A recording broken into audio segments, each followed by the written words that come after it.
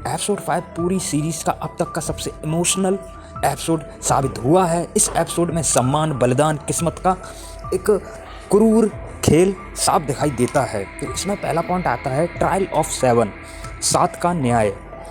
डंक मतलब कि सर डेकन द टाल और प्रिंस एरियन टारगेरियन की टीम के बीच एक खूनी मुकाबला शुरू होता है और जो डंक होता है वो पहली ही बार में बहुत बुरी तरीके से घायल हो जाता है, लगभग हार मानने की स्थिति में होता है। लेकिन एग और अपने गुरु सर आर्लेन ऑफ पेनिट्री की यादों से उसे एक नई ताकत मिलती है। दूसरा है डंक की जीत। डंक ने आखिरकार एरियन को जमीन पर पटक दिया और तब तक दबाए रखा जब तक उसने अपनी हार स्वीकार नहीं कर ली। एरियन ने अपना आरोप वापस ले लिया और यहाँ जो डंक है वो सम्मान के साथ मुकदमा जीत गया।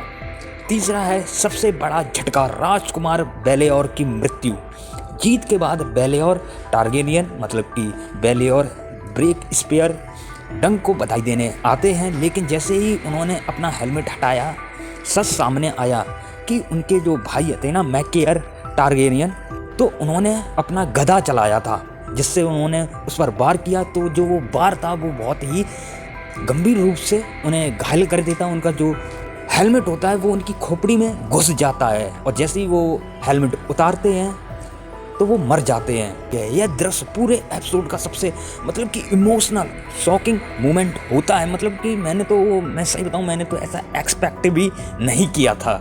नेक्स्ट है डंक का अतीत, फ्लो बॉटम की झलक। एपिसोड में जब पहला बार होता है ना डंक पे, तो वो बेहोश हो जाता है कुछ सेकंड के लिए। तो हमें फ्लैशबैक दिखाया जाता है जहाँ डंक का बचपन फ्लेयर बॉटम में एक अनाथ के रूप में बीता। वहीं से उसकी मुलाकात होती है सर एरलन से और फिर धीरे धीरे उनका वो शागिर्द कैसे बना वो सब हमें दिखाया जाता है, जिससे उसकी ज़िंदगी बदल जाती है। अब बात करते हैं एपिसोड का इमोशनल इम्पैक्ट। तो पहला है डंक ने सम्मान तो जीत लिया लेकिन एक महान राजकुमार की जान चली गई। अगला है एग के भविष्य, जो आगे चलकर एगोन बनेगा तो उसकी जो दिशा है वो तय होती दिख रही है।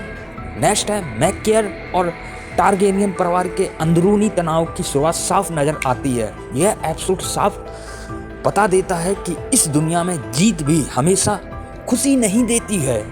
मेरे दोस्तों, अब बात करते हैं कि बेलेओर टारगेरियन के मरने से क्या होता है। तो इससे पहले समझ लेते हैं कि बेलेओर टारगेरियन सिर्फ एक प्रिंस नहीं थे, वो भविष्य के सबसे अच्छे राजा बन सकते थे।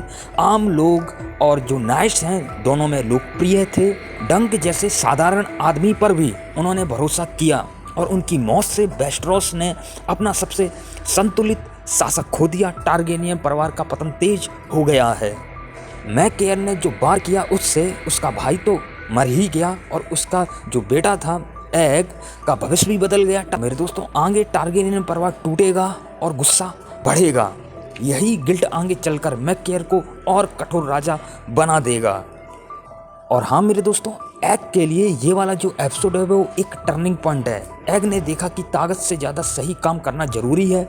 उसने सीखा कि राजा होना तलवार चलाना नहीं बल्कि गलत फैसलों का बोझ उठाना। यहीं से भविष्य का एगोन 5 टारगेरियन जन्म लेता है।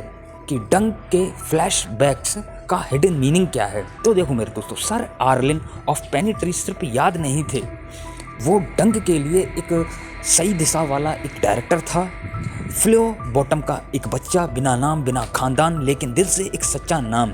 यही जॉर्ज आर मार्टिन का मैसेज है कि नाइट वो नहीं होता जो पैदा होता है, नाइट वो होता है जो सही के लिए खड़ा होता है।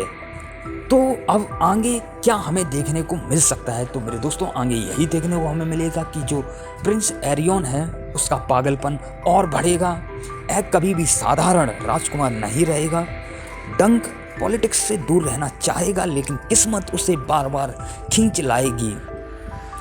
तो मेरे दोस्तों, आपको एपिसोड फिर कैसा लगा? अगर अच्छा लगा हुआ हो तो लाइक, कमेंट एंड शेयर कीजिए और जाने से पहले सब्सक्राइब जरूर कीजिए। अगर आपने 1, 2, 3 एपिसोड नहीं देखे हैं तो अभी जाके देखिए, नीचे ही लाइन में लगे हुए हैं। मैं राघव चौहान अब आपसे मिलूंगा किसी और वीडियो के साथ।